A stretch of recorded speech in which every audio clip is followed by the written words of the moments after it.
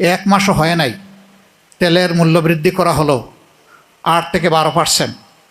ঠিক এক মাসের কম সময়ের ভিতরে আবার 3টা আইটেমে প্রায় 5 টাকা করে লিটার প্রতি আবার বাড়িয়ে দেওয়া হয়েছে।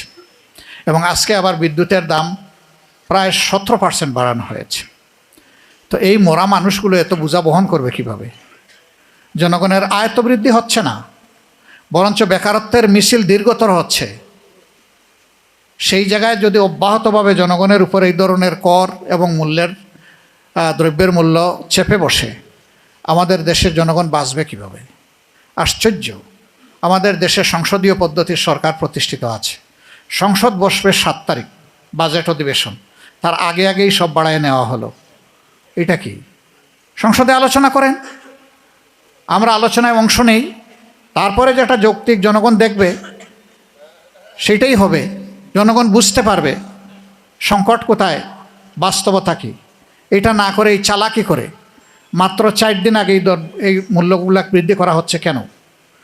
এই অবস্থায় কি আমরা চুপ থাকবো? খতমে খাজগান পাঠ করব? না, এই অবস্থায় আমাদেরকে প্রতিবাদ করতে হবে। আমরা আগামীকালই সারা দেশব্যাপী এই সমস্ত জ্বালানির মূল্য বৃদ্ধি এবং তার কারণে অব্যাহত দ্রব্যমূল্য বৃদ্ধির প্রতিবাদে ইনশাল্লাহ আমরা কর্মসূচি পালন করব।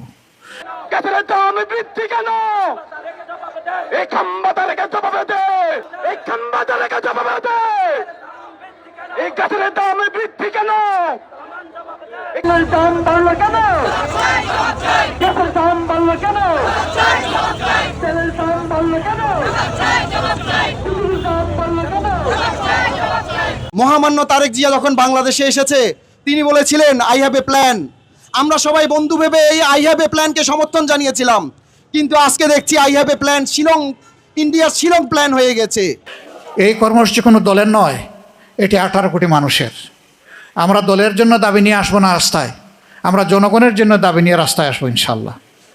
আজকেও সংসদে ওরিয়েন্টেশন প্রোগ্রাম ছিল, তো সরকারি পক্ষের একজন দায়িত্বশীল ব্যক্তি অনুরোধ করলেন যে আমরা যেন একটু সহনীয় অবস্থায় কর্মসূচি পালন করি।